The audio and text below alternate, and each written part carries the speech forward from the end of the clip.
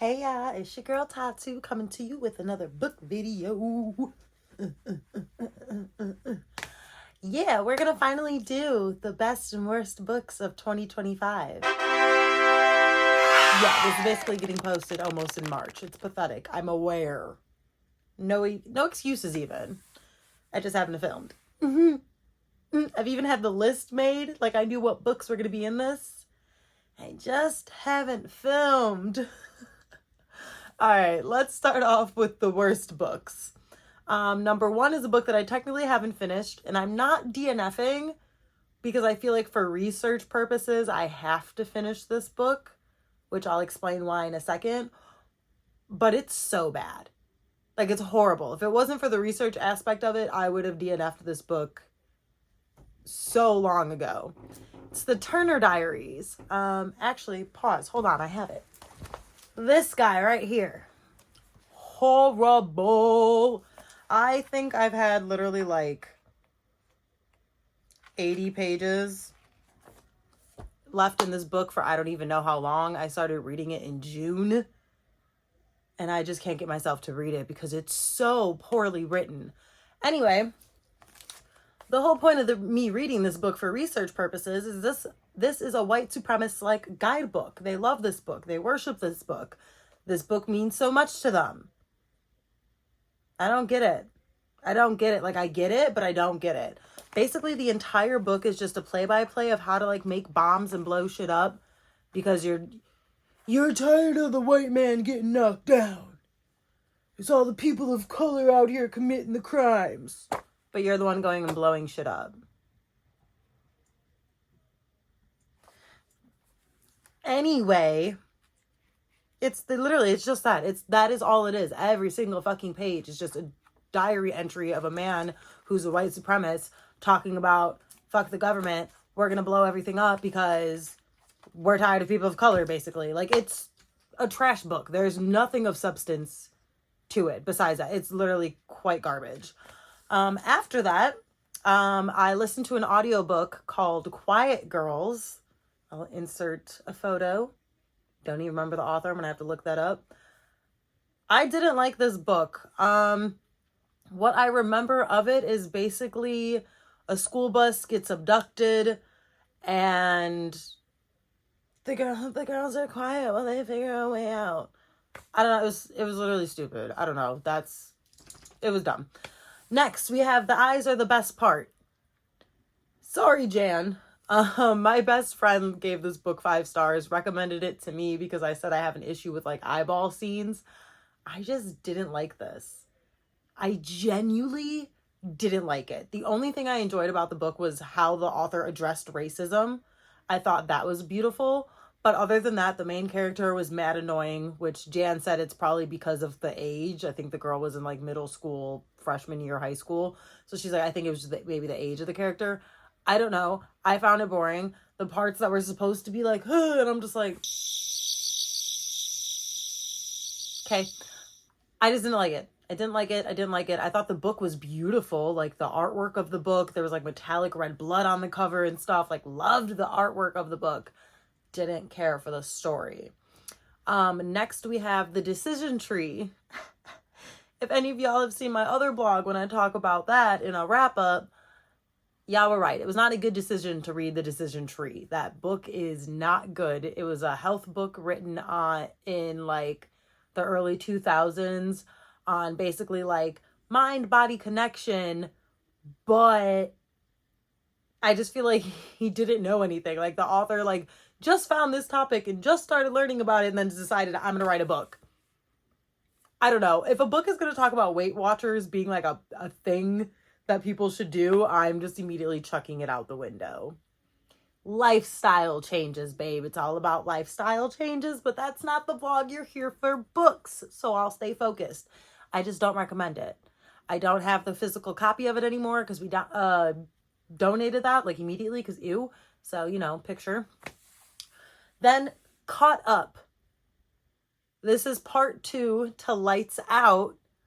Lights Out I listened to on audio because that was not a book I was very sure if I was going to want to do.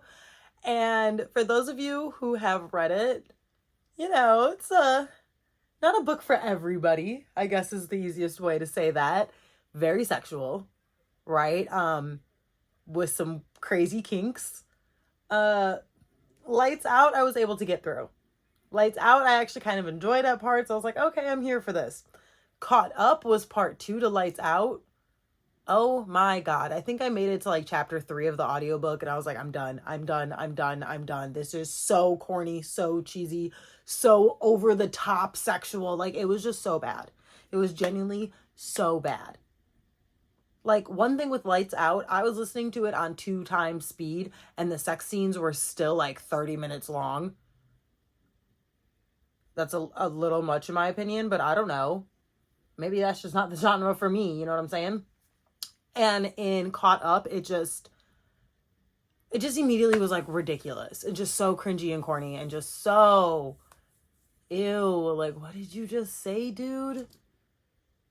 Ugh, I don't know. I wasn't here for it. I DNF'd. So of course that's on my worst books. All right, let's get into some of the best books. In case I didn't say this earlier, these lists are not in any particular order. It's just the order they were written down on the sheet of paper. So we're going to start with Animal Farm. I know a lot of people read this book in high school, I believe it is. I never did. It was never on my like mandatory reading list. So I just read this. I loved it. I loved it. I understand why schools used to make this mandatory. I think we should make it mandatory again, especially with our current administration in 2026. We need to read this again. Like, let's talk about that for a second. Our administration literally blatantly lies to our face constantly. Constantly. You can see video footage of something and then they'll get on TV and say the complete opposite of what you just saw with your own eyeballs. And it's like, what? This. That's basically what this book is. But with animals instead. I highly recommend this. Highly recommend this. It's a shorty but torty. It's real short. I had a beautiful time with this. Oh my God. Honestly, I'd probably reread this. And I just finished it. I'd probably read it again right now. I loved this. Highly, highly, highly recommend. Obviously, all these books are 5 stars that I'll be talking about. Then we have A People's History of the United States. I had a great time with this, if you couldn't tell. I think everyone should have to read this. This is like a real history book. And honestly, it's not even as brutal as it could be. It's not even as brutal as it could be. But this is American history written by like the people that were oppressed versus most history books are written by the oppressors, which is why they always sound so much better than they are. Oh my God. With the whole Make America Great Again, when were we ever great? Learn American history. We have never been great. We have never been a great country. And if we were, it was only because we were doing horrendous things to other people.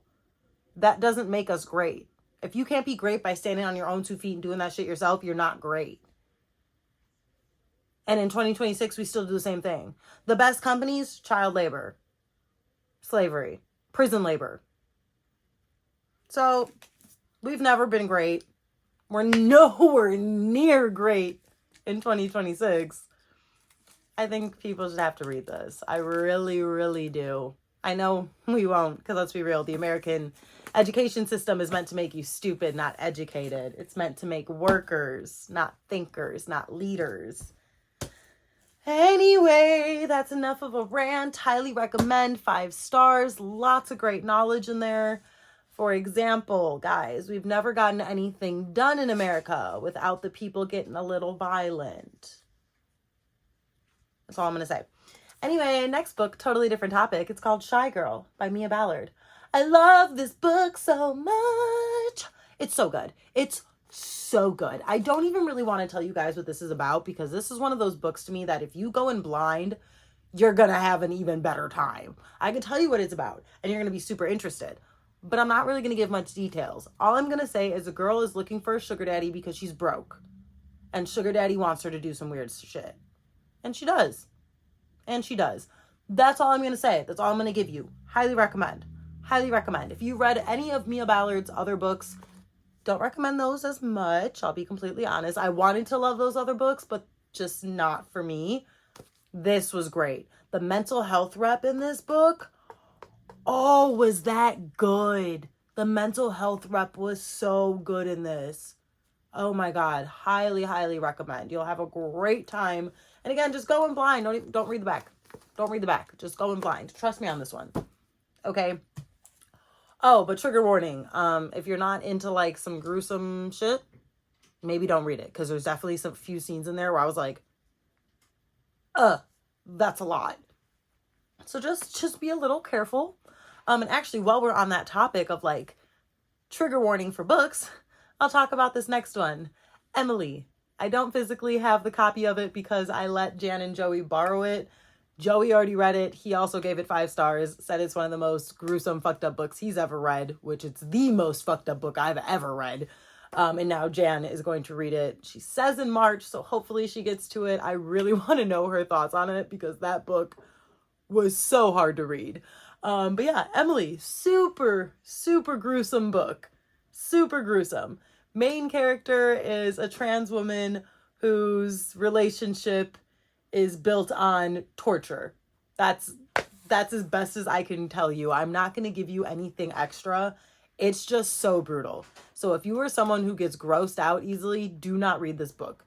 The cover alone should speak volumes to you and tell you like, hey, probably not for the faint of hearts, but like, oh my God, that's a prequel sequel to the book Rabbit Hunt. I don't think you have to read Rabbit Hunt to enjoy Emily, but I do recommend reading it first just because there's like little things in there that, you know, like Easter eggs or whatever they call them, where it's like, oh, okay, wait, that's from Rabbit Hunt. And, you know, you can like pick up on it, but you can still highly enjoy Emily by itself, like just as a solo book. Oh my God. Highly recommend. And then last on the list, we have Women's Bodies, Women's Wisdoms. I had a great time with this. Of course, this is a big old chonker, like big old chonker by all means. This book, the only thing to me about the downfall of this is I wish this was written more now, like in at least 2020 versus this was written in like the 80s, 90s. I think it got published in the 90s, but I think she started in like the 80s. Whatever. Point is, it's a little outdated, but this whole book is about mind-body connection within women and the focus on women versus most medical studies and all that shit have always been done on men and only men. Women have been neglected when it comes to medical studies. So this focuses on us for a change. And oh my God, I learned so much. Again, do I know if all the information in here is accurate to today? No, because this was written so long ago. But just to learn what I did learn out of here, I was like, wow, it's a lot to think about. It's a lot to take in. It's basically all just like holistic medicine and stuff like that. She was a Western medicine doctor. And like, she was like, this can't just be it. You know, like there's got to be more, and started doing more research and boom, wrote a chonker on it. Love this. Love this. Love this. I picked this up when my mom was in the hospital. I ended up in a hallway that I don't think I was supposed to be at, but I was trying to get back to the parking garage. And it was like the hospital library, and outside they had a cart that was like one of the like free library things. And I was like, I mean, it doesn't say staff only. So I just snatch, and I'm so glad I did. I'm so glad I did. I loved every moment of this. Great book. And then probably, actually, no, that is a lie. I am lying. I'm going to insert clips from Universal from last year because I've mentioned I went to Universal back in November and I never posted those clips on anything. And Jan's like, oh, I want to see the clips though. And I was like, okay, maybe Jan is the only one who probably still cares about the Universal because like she's my bestie, but it's like I also did take the content, so just post it. So scratch everything I just said. We are going to insert Universal clips to wrap up 2025 as a whole. That'll be the end of this video. I'm not going to come back on here and wrap it up again. So I'm just going to say bye-bye. Thank you so much for watching. I hope you enjoyed, and enjoy these really old clips at Universal.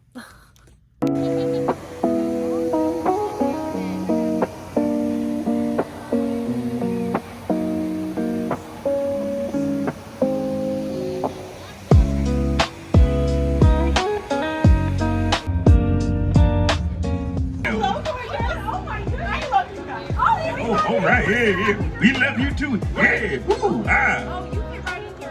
Okay, Right. I had to wear it. Yes, that. I had to see. Yeah, see, you're matching, okay? Yeah. Your waffles. See, why people he come up here for waffles? You don't put no orders in. They are made to. If you want, Exactly. I need stacks. Stack. Okay. All right. All right. Power of waffle. The towel. Okay, like a leaning towel. Okay. All right. Well, you know, swamp snacks over there. They got some waffles for you. I will say, they are a bit different. Pizza. You got some pepperoni in there. Yeah, that's the far waffle. Cheers. Am I taking one double right now? Yeah. Oh, like that. Oh, like poetry. Okay. Cheers. Oh, excuse me. Oh, it's contagious. See you later. Thank you.